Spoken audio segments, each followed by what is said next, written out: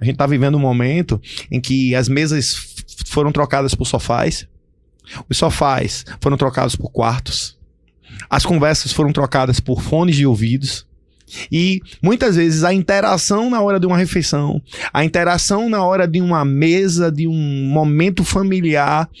Às vezes você está interagindo com alguém que está a milhares de quilômetros de distância e não tem condição de ouvir a voz do seu pai, de interagir com seu pai, de conversar com seu irmão, de conversar com sua irmã.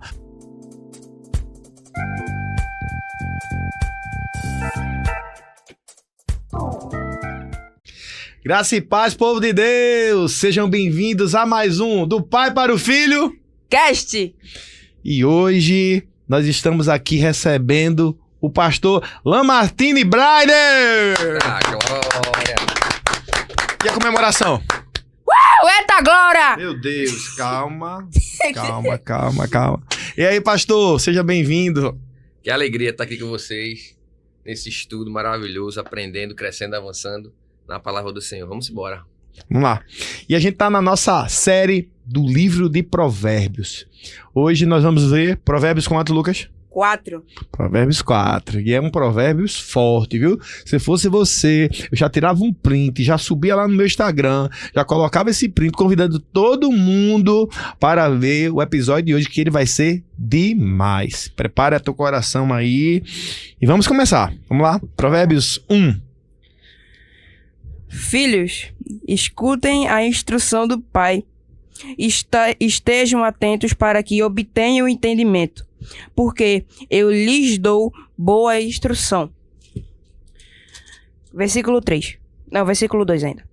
Não abandonem o meu ensino. Versículo 3 agora. Quando eu era menino, eu, em campanha de meu pai, uma criança inexperiente, mas única aos olhos de minha mãe, ele me ensinava e me dizia que o seu coração retenha as minhas palavras, guarde os meus mandamentos e você viverá. Ele começa com uma perspectiva aqui de, mais uma vez, é o pai que está falando. Só que é o pai que está falando para alguém que é filho e para seus filhos.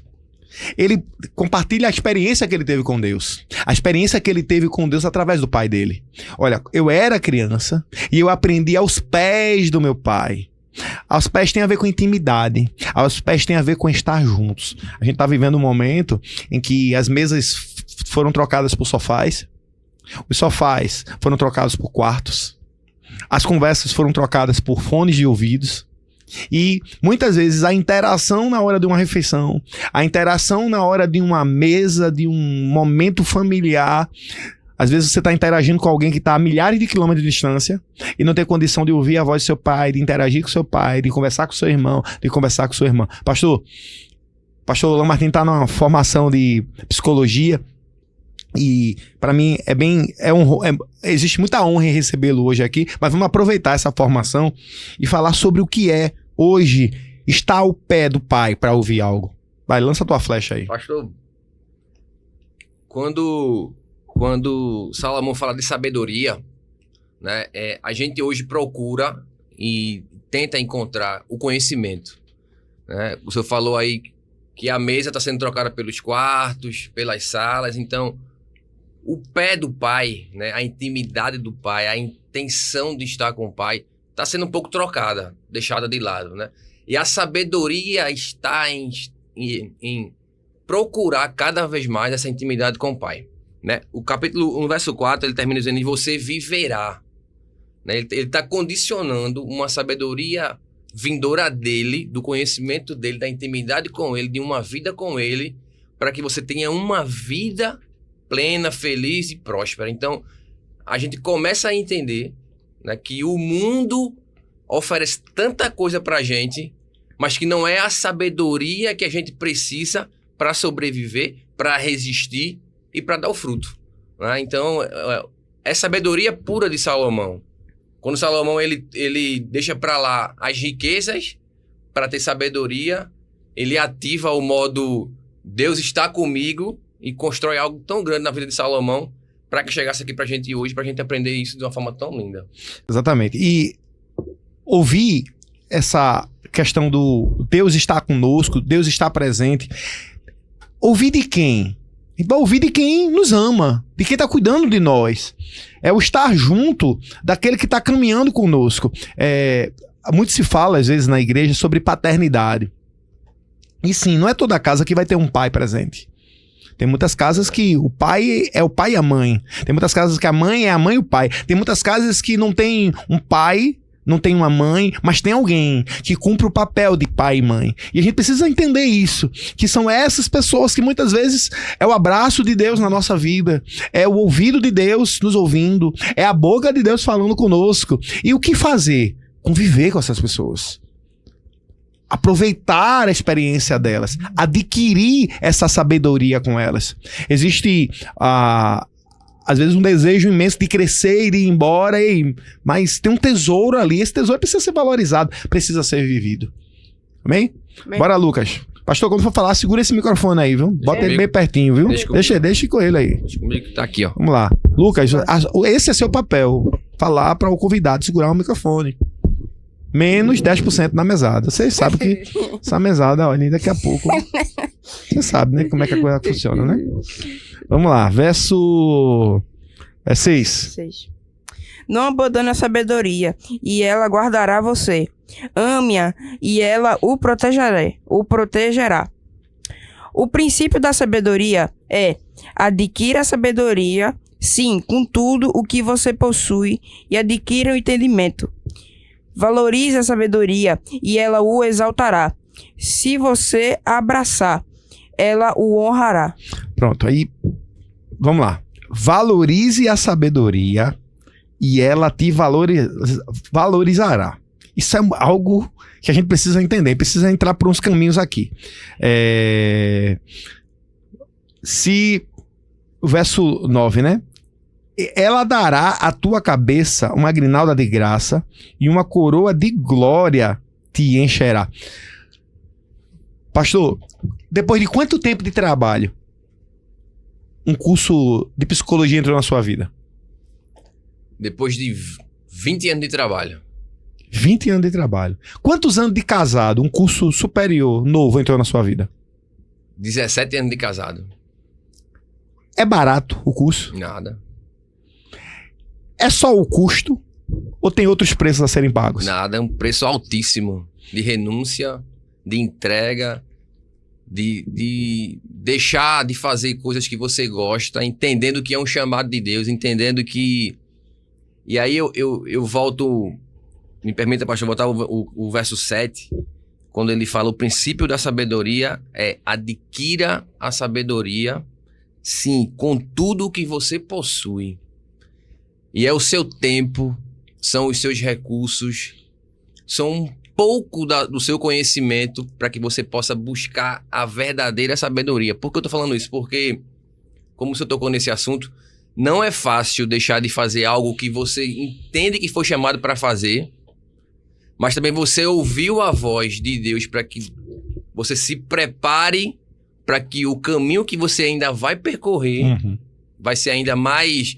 vai requerer ainda mais sabedoria sua para cumprir o chamado que Deus te confiou. Então, você sofre, perde algumas oportunidades, mas começa a construir essa sabedoria ao passo que você deixa coisas para trás e valoriza a voz de Deus. E o preço, essa frase, preço alto, só ele sabe como é o preço alto para a vida dele. Porque tudo que tem a ver com sabedoria tem a ver com preço a ser pago. E as pessoas às vezes não entendem isso. Que eu vou fazer um curso, eu vou tocar bateria. Quanto é um curso hoje online de bateria? Se for curso bom, de 200 para cima. Então você tem que fazer um investimento de R$200 para poder fazer um curso. Só que esse curso é dividido por níveis. Lucas já toca um tempo, então ele não vai pegar um curso iniciante, ele vai pegar um curso de um certo nível. E quanto maior o nível, mais caro o curso é. Tem um preço a ser pago. Não, mas ele pode parar onde ele está agora e dizer: não, tá ótimo, não, já toco, já acompanho, então tá bom aqui. Só que a sabedoria tem a ver com crescimento contínuo.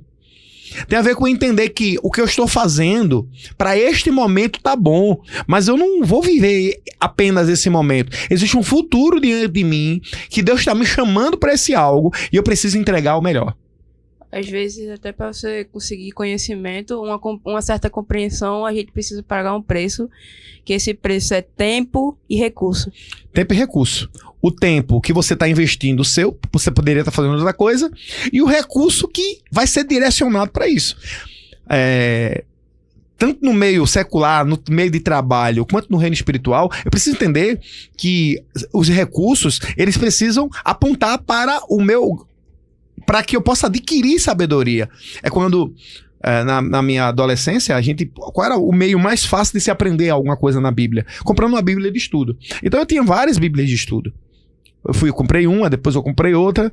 Só que, ao entrar num curso de teologia, eu comecei a entender, não, são os livros, eu preciso dos livros, porque a Bíblia de teologia, a Bíblia com estudos teológicos, ela vai trazer ali algum fragmento. E o fragmento, muitas vezes, ele é pelaquela linha de quem traçou uma ideia daquela Bíblia. Não a Bíblia no sentido de tradução, mas aqueles estudos que vêm ali embaixo. Então eu percebi, não preciso de algo que me dê uma visão melhor, uma visão mais generalizada. Então eu fui fazer um curso de teologia. O curso de teologia me colocou outros desafios. Então, houve um investimento de tempo, houve um investimento financeiro. E esse investimento, da mesma forma que na minha formação acadêmica, profissional, eu precisei investir tempo e recurso, aqui eu também estava investindo tempo e recurso para que o meu propósito, o meu ministério, pudesse ser um ministério frutífero. Alguém quer cantar na igreja? Né, pastor? Quer cantar? Quero. Mas é necessário estudar. Porque se eu vou cantar, eu posso cantar com todo mundo. Por que o meu cantar tem que ser com o microfone? E a segunda pergunta, e por que quem canta com o microfone não pode aprimorar isso? Crescer nisso? Não, eu quero pregar. Mas eu gosto de pregar o que eu compreendo de forma imediata. A maior parte do que eu prego hoje eu não entendi de forma imediata. Eu precisei orar, eu precisei ler, eu precisei estudar, queimar a pestana, para que hoje alguma coisa mínima pudesse sair. O Espírito Santo revela? Revela. Mas por que o Espírito Santo tem que revelar o que já está escrito?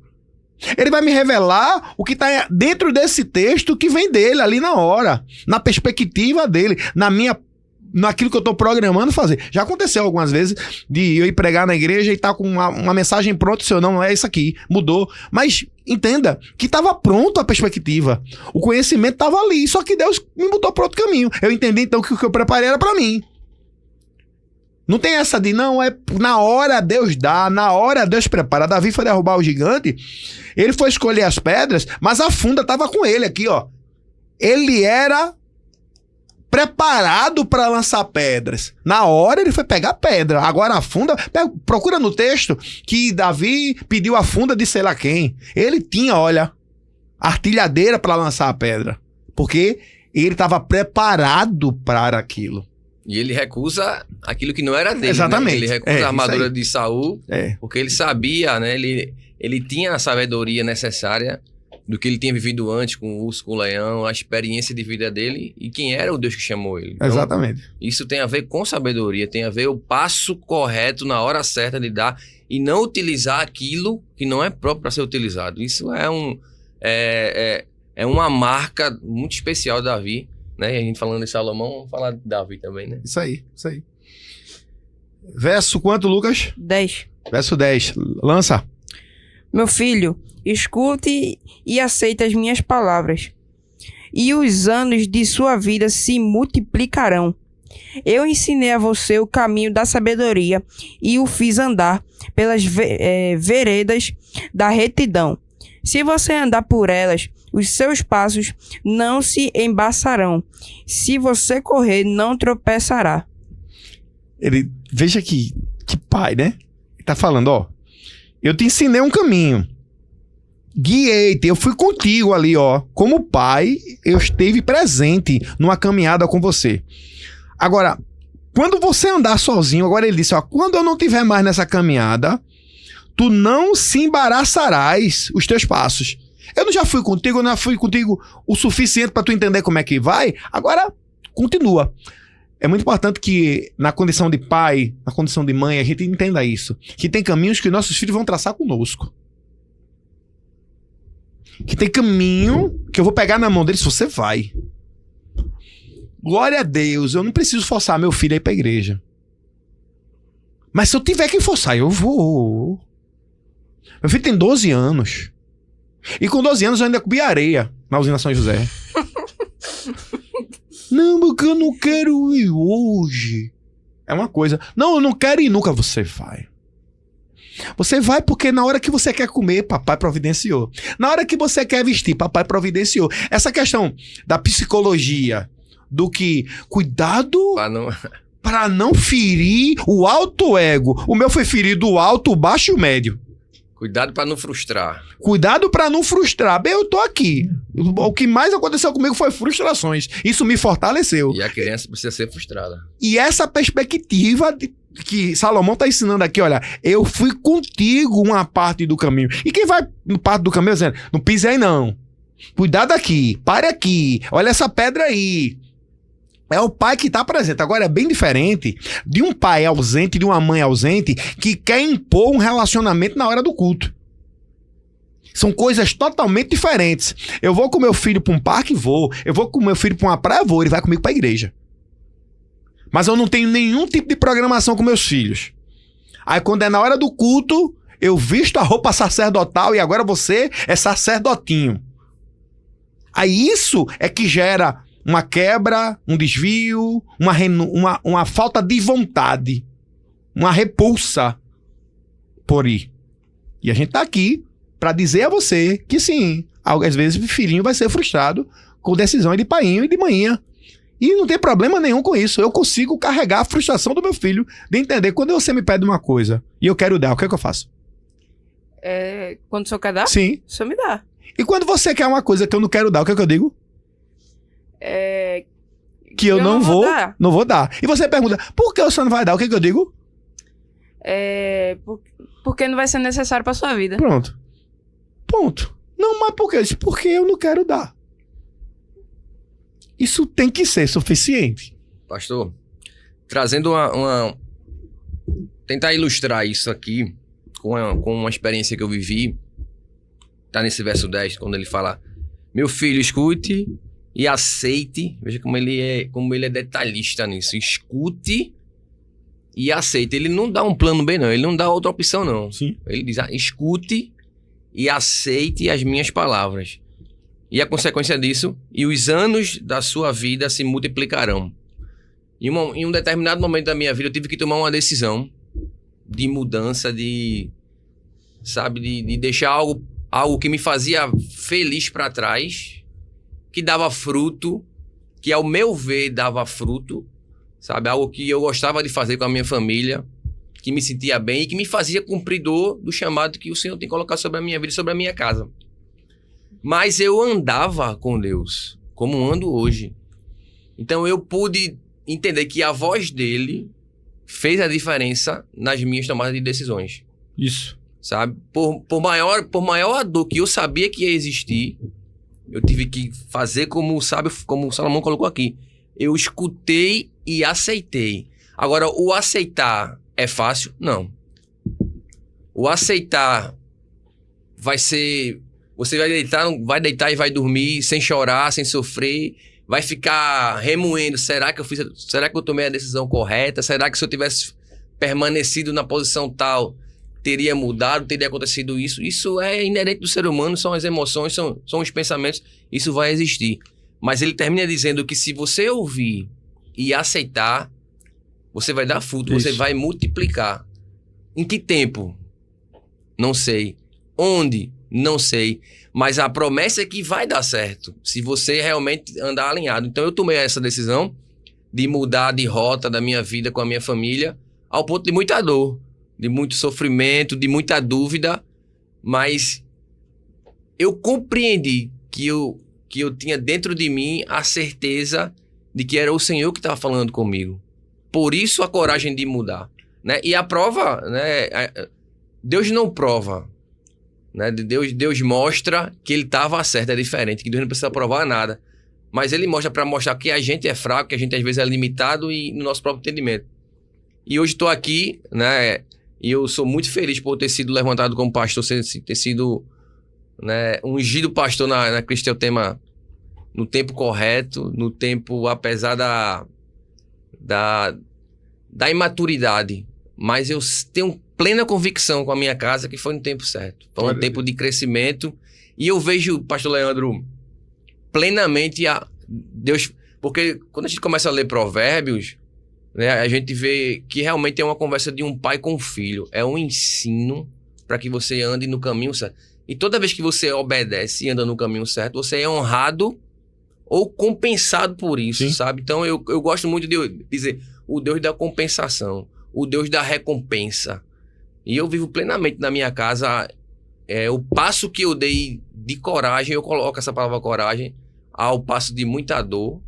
Mas eu vejo Deus agindo, eu vejo Deus cuidando, eu vejo Deus tratando, eu vejo Deus ensinando. Eu hoje consigo absorver tranquilamente os nãos que Deus dá, Sim. porque eu sei que é proteção. E quando Deus diz sim, eu também sei que é uma promoção. E Deus está fazendo grandes coisas na minha casa, na minha vida, nos ministérios que o Senhor tem colocado. Então, é ser sábio.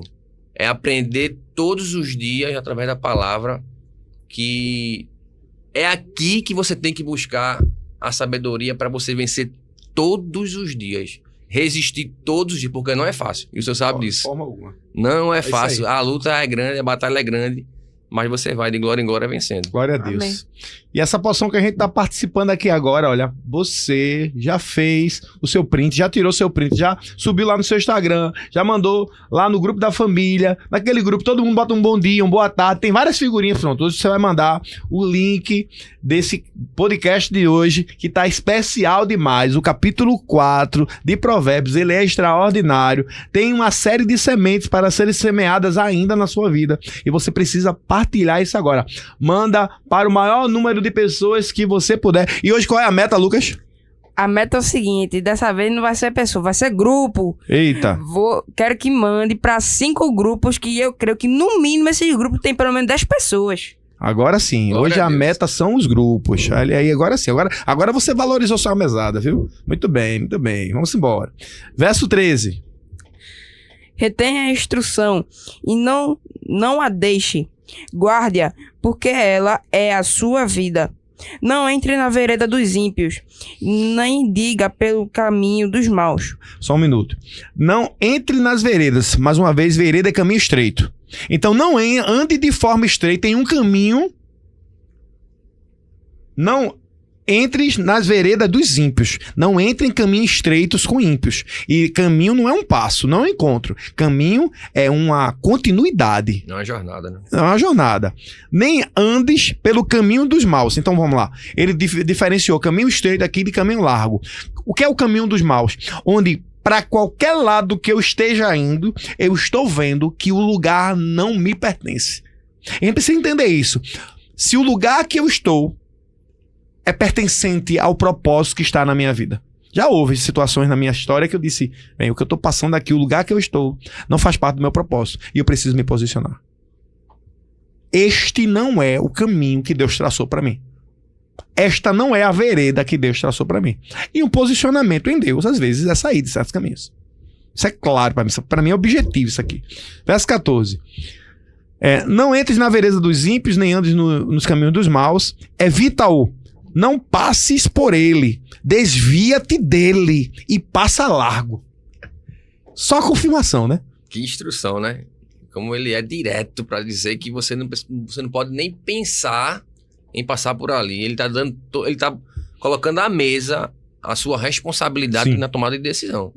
Porque você pode cometer um erro que vai custar muito caro. E você vai dizer o quê depois? Não, porque Deus queria que eu passasse aqui. Não, foi uma escolha. O caminho estava diante de você, já mostrava que... Pastor, e como é que seria um exemplo de caminho mau? Por exemplo, você tem uma jornada com Deus e um trabalho que para a tua entrada ali depende de uma mentira. Bem, isso é o caminho dos maus. Não depende de defraudar alguém. Isso é o caminho dos maus. Para você entrar ali, você está passando por cima de alguém. É o caminho dos maus. Para você viver aquilo, você vai precisar saquear algo de alguém. Caminho dos maus. Evita-o. passa distante disso. A gente precisa entender que o nosso propósito em Deus, ele nos aponta para Deus, ele honra a Deus. Na hora que eu tomo uma decisão que confronta a presença de Deus, não é espaço para mim, não é lugar para mim. E a gente tem que fugir disso, né? Até porque essa decisão tem que ser uma decisão sábia, tem que ser uma decisão que a gente não pode tomar essa decisão de seguir um caminho do mal, porque a gente precisa ter a sabedoria, a gente precisa ter o temor a Deus para dizer, isso daqui eu não posso participar. Por quê? Porque só participar disso, eu vou acabar caindo em algo que não era para cair. Exatamente. Essa é a perspectiva. Saber, isso é discernimento. Isso aí. Verso 16. Pois não dormem se não fizerem o mal, e foge deles o sono, se não fizerem tropeçar alguém. Isso aqui tá falando dos maus. Porque comem o pão da impiedade e bebem o vinho da violência. Mas a vereda dos justos aí, esse é poderoso, ó. Mas a vereda dos justos é como a luz da aurora, que vai brilhando mais e mais até ser dia perfeito. Quando o dia começa, o sol, ele nasce do leste. E lá vem o sol aparecendo. E você lá às 5 da manhã, aqui em Pernambuco, né? 4 e pouca da manhã, você começa a ver o dia amanhecendo. Você entende que o dia começou, mas ele ainda não é pleno. Isso tem a ver com a nossa caminhada. A gente começou a nossa caminhada e Deus começa a mostrar a luz dele sobre nossas vidas. Mas vai ter um momento que vai ser o meio-dia da nossa caminhada com Deus. E o meio-dia da caminhada com Deus não tem sombra. Porque quando o sol está no meio do céu, você procura uma sombra, não tem. Tem que ser muito espaçoso, né? E a gente não é. Para que tenha uma sombra debaixo. A gente está totalmente banhado pela luz do sol. A gente vai estar totalmente banhado pela luz de Deus.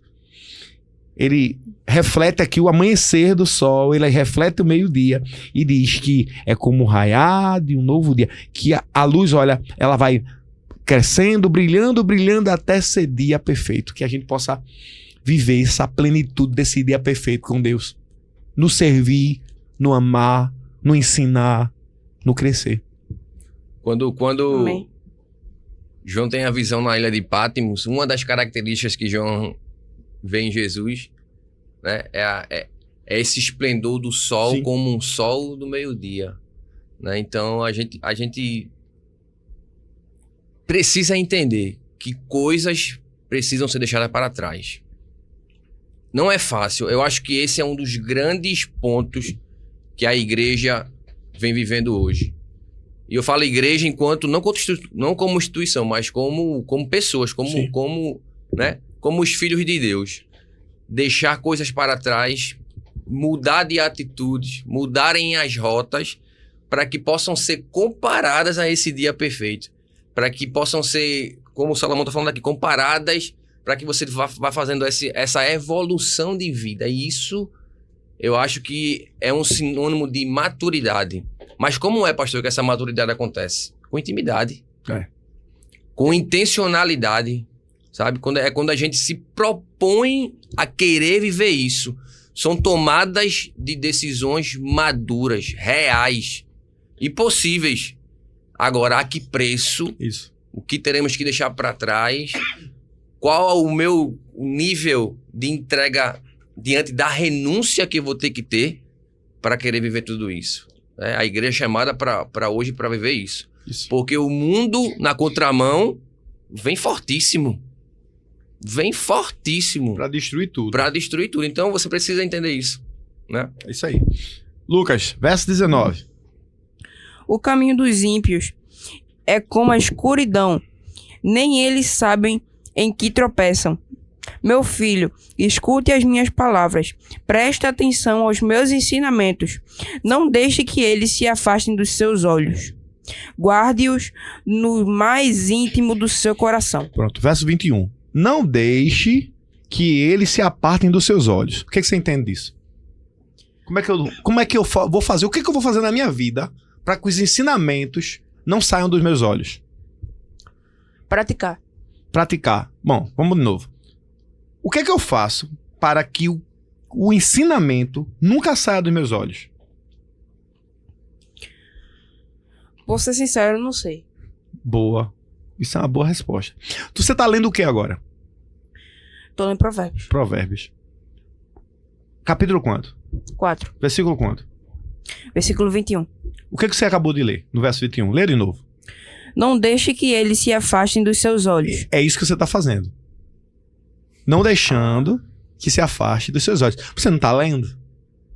Porque o ensino de Deus... Aqui está a carta de Deus para as nossas vidas. Aqui está a bússola para as nossas vidas. Aqui está o manual que a gente precisa obedecer para ter uma vida próspera, uma vida de bênção, uma vida de continuidade. É a palavra de Deus. Por isso que não existe igreja de Jesus sem a Bíblia.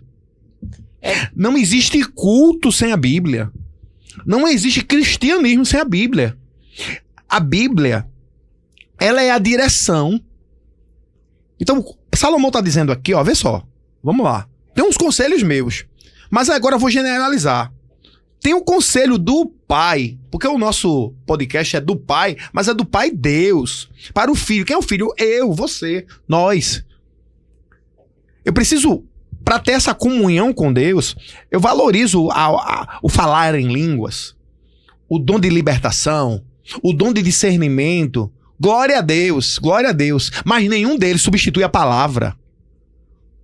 É a palavra de Deus que gera em mim um caráter que reflete a glória de Deus. Alguém pode ser usado para curar alguém e ser zerado na palavra. Curar é Deus que está curando. Agora a palavra foi deixada para mim, eu preciso me alimentar dela. E para eu me alimentar dela, eu preciso ter constância nisso. Do mesmo jeito que a gente almoça, janta, toma café da manhã, a gente precisa ter uma constância de leitura da palavra. Lê de novo o verso. Versículo 21. Não deixe que eles se afastem dos seus olhos. Guarde-os no mais íntimo do seu coração. Porque primeiro entra pelos olhos, para depois se alojar no coração. É ter intimidade e temor a Deus. Intimidade. Você ler a palavra, você buscar mais a Ele, você buscar mais para praticar mais aqui na terra. Exatamente. Porque como é que você vai praticar uma coisa que você não está lendo? Você não está buscando? Você só consegue praticar o que você buscou. Existem muitas pessoas do meio hoje coach que tá pregando e vivendo mais a Bíblia de Provérbios, o livro de Provérbios, do que os cristãos. Como é que pode isso? Como é que pode? Tem pessoas usando o livro de Provérbios para dar formações emocionais e alguém que caminha, que tá todo domingo na igreja, que sempre tá lá orando e não lê. O mundo já entendeu que isso aqui é uma arma e a igreja não entendeu. Não, é o exército de fora que vai me ensinar como é que se usa escudo e espada. Quem tem que ensinar somos nós. Quem tem que levantar essa bandeira somos nós. Eu vi alguém um dia desse valorizando, eu fui para um culto que foi demais. Nem palavra teve, só foi louvor. Disse, ok. Até porque culto significa adorar alguém. E o culto realmente é a hora em que Deus recebe nossa adoração, nosso louvor. A palavra, ela é para nós. Deus, não é para Deus, é para nós. A palavra é para nós. A gente que precisa da palavra. Deus não precisa da palavra porque Ele é a palavra. Só que Deus tem conosco um relacionamento. Que relacionamento é Ele? É esse que eu falei. E Ele não falou nada. Bom, eu posso reunir todo mundo aqui, a gente vai cantar. E eu amo louvar. Mas tem que ter a palavra. Nós somos como permite essa ilustração, como mendigos que chegamos diante do Pai, se curva, chora, reverencia, fraco, triste, pecadores. Ele recebe tudo isso e dá o alimento. Exatamente. Para que a gente possa se levantar aos poucos e continuar a jornada. No verso 22 ele fala, porque são vida para quem os encontra e saúde para o seu corpo. Como é que um ministro de louvor vai dar fruto se a palavra não está guardada no coração? Exatamente. Se o que entrou pela visão é totalmente fora do padrão do céu. Como é que um pastor vai ministrar, vai cuidar das suas ovelhas se a palavra não está dentro? Salomão está dizendo, esses que encontram a palavra, que olham, têm intimidade com essa palavra, tem continuidade com a palavra, sabe? Tem vida com a palavra, ela vai ser para ele vida e saúde para o seu corpo. Ou seja, você vai ter vitalidade Isso aí. para cumprir o seu propósito, o seu chamado. Não tem receita de bolo. É muito. Eu gosto de falar que Deus é muito, muito intencional. Jesus é muito intencional. O ministério de Jesus foi preparar, né, como o pastor Carlos fala muito no culto, um bocado de homem troncho para cumprir o seu propósito. Então ele usou o período que ele tinha disponível para fazer, Sim. para preparar esses homens, para ser intencional. E a gente precisa aprender isso com Jesus. De ter, às vezes, pastor, o senhor falou de faculdade, às vezes o nosso tempo no dia é muito curto. Trabalho, faculdade, cuidar de filhos, aquilo tudo. Então, naquele pouco tempo que você tem para ter intimidade com Deus de uma forma mais direta, porque a intimidade é meditação nele dia e de noite, como ele falou para Josué 1:8. Medite na minha palavra de dia e de noite. Então, não tem aquele tempo. Mas tem o tempo do aprendizado, do ensino, do ler a palavra, do estudo. E nesse tempo você precisa ser muito intencional. Isso aí. Que é um tempo de crescimento e de preparo para quê, pastor? Para cumprir o que Deus colocou sobre a nossa vida. Isso aí.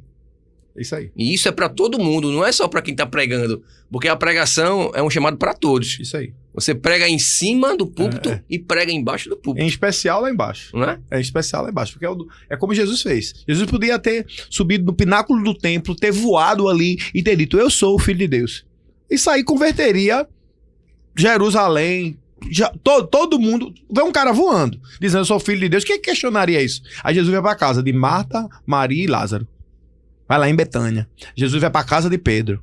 Jesus vai pra casa de Jairo. Jesus vai pra casa de pessoas pra dizer, olha, é aqui no lar, é na casa, é no íntimo que o caráter realmente é transformado. Onde o milagre realmente acontece. Maravilhoso isso. Sabedoria de Jesus ensinando o povo. Exatamente. Fazer a mesma coisa. 23, Lucas. De tudo o que se deve guardar, guarde bem o seu coração, porque dele procedem as fontes da vida. Afaste de você a falsidade da boca e mantenha longe de você a perversidade dos lábios. Lucas, o que é guardar o coração? Porque tem muita gente que entende isso errado. Guardar o coração. É uma coisa que eu ainda não entendo. Porque eu não posso falar de algo que eu não sabe. sei. Porque Ó. se eu falar, eu acabar errando. Pois é. Tem gente que acha que guardar o coração aqui é ser humilde. Tem gente que acha que guardar o coração é ficar na sua. Eu já vi muita gente usar esse texto, sabe? Guarde seu coração. Eu fosse no mundo, fica na tua. Veja o que o texto dele. Ele explica o que é guardar o coração, Lucas. Veja bem. Guarde com toda a diligência o teu coração, porque dele procedem as fontes de onde? Da vida. O que é guardar, na sua opinião? Guardar é o quê? Como é que tu guarda as tuas baquetas? Na bolsa. Por que tu bota numa bolsa? Por que tu não pega, joga em qualquer lugar assim?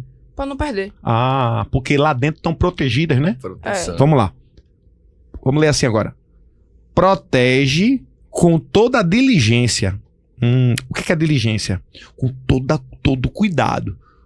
Com as ferramentas certas, protege o teu coração. Preste atenção no que tu tá fazendo. Protege ele. Por que tu protege ele? Porque dele procedem as fontes da vida. Vamos lá. Fonte é aquilo que gera, é aquilo que transborda. É de onde a vida está transbordando. Aí ele completa agora.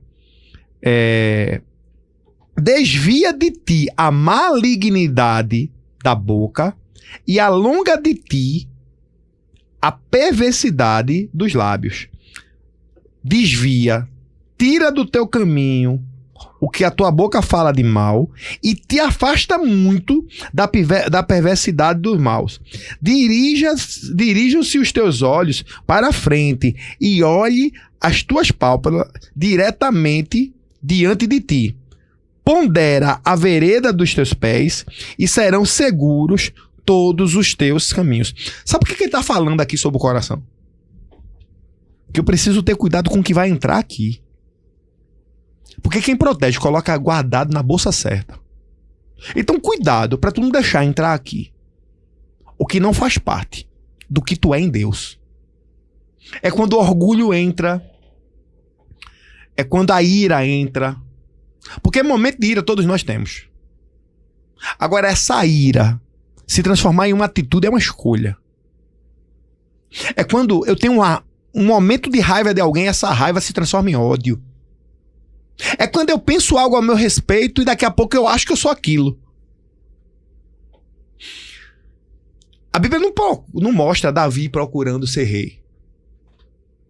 Mas quando foi derramado sobre ele uma unção de rei, ele entendeu. Vai acontecer. O que foi que ele fez? Ele voltou para as ovelhas. No palácio, ele não foi confrontar Saul dizendo assim, ó, sai do trono porque eu fui consagrado rei. Foi servir, né? Ele foi servir. Por quê? Porque o coração dele estava protegido. Ele entendeu que o que Deus deu, ninguém tomava. O que ele foi procurar foi sabedoria, capacidade, formação para isso. Imposição? Não. Vez por outra acontece na igreja, chega alguém e se converte e estava desviado, glória a Deus. E quando você volta para fazer, você volta para acontecer, né? Até porque você estava longe, agora você está perto. E glória a Deus por isso. Mas eu tenho muito cuidado quando alguém diz, não, porque Deus me chamou para pregar, eu quero cantar, eu entendo. Eu entendo que a vontade é essa. Mas naquele momento, eu quero ser cuidado. Toda vez que eu escuto, eu quero pregar, eu quero cantar, eu entendo. Eu quero ser cuidado. Eu quero ser cuidado. Eu quero ser cuidado. Porque quando a ovelha estava perdida, a parábola das 100 ovelhas, Lucas 15. A ovelha se perdeu, 99 ficaram esperando. E a palavra, o mais próximo do original lá, chama de aprisco. É algo parecido com o deserto. Não é um lugar protegido, não. Ele deixou lá, disse assim, ó, essas são obedientes, essas vamos esperar. Vou buscar as outras. Veja se ele pegou a outra e disse assim, ó, corre, deu uma pisa e mandou ela embora. Ele botou ela nas costas. Então existe um tempo que quando eu sou encontrado, eu preciso ser cuidado. E quem é cuidado, se permite ser cuidado, é porque está com o coração sendo guardado. Aí, algumas igrejas, alguém canta, muitas pessoas famosas, né, cantores, o cara converteu hoje, aí no outro dia você canta, já grava uma música, daqui a pouco já é pastor. Ei, guarda o teu coração. Você precisa ser carregado um tempo para entender os braços de quem está te carregando. Daqui a pouco, quando tu botar o pé no chão, tu vai perceber que tu fosse carregado para carregar multidões. Mas essa formação, esse momento com Deus, ele é necessário. Não é fica na tua, mas é protege para que o que entre aqui, que entre a coisa certa, que entre o sentimento certo. Que não entre coisas que não agradam a Deus. Por exemplo, eu tava lá um tempo, eu já tinha lido, só que eu tenho um versículo que fala pra gente não ter olhar orgulhoso. Isso. Pra gente não falar... Olhos altivos, né? Pra não falar falsos testemunhos. É isso que não pode entrar no nosso coração. Isso é guardar. Perfeito. Qual a distância entre o céu e o inferno? Eu não sei. É difícil, né? Fazer essa... Alguém já disse que é mais ou menos 30 centímetros. Mas de a medida de uma régua. Da cabeça pro coração. Essa é a distância, do céu pro inferno. Aqui é o céu. Aqui tem que estar protegido.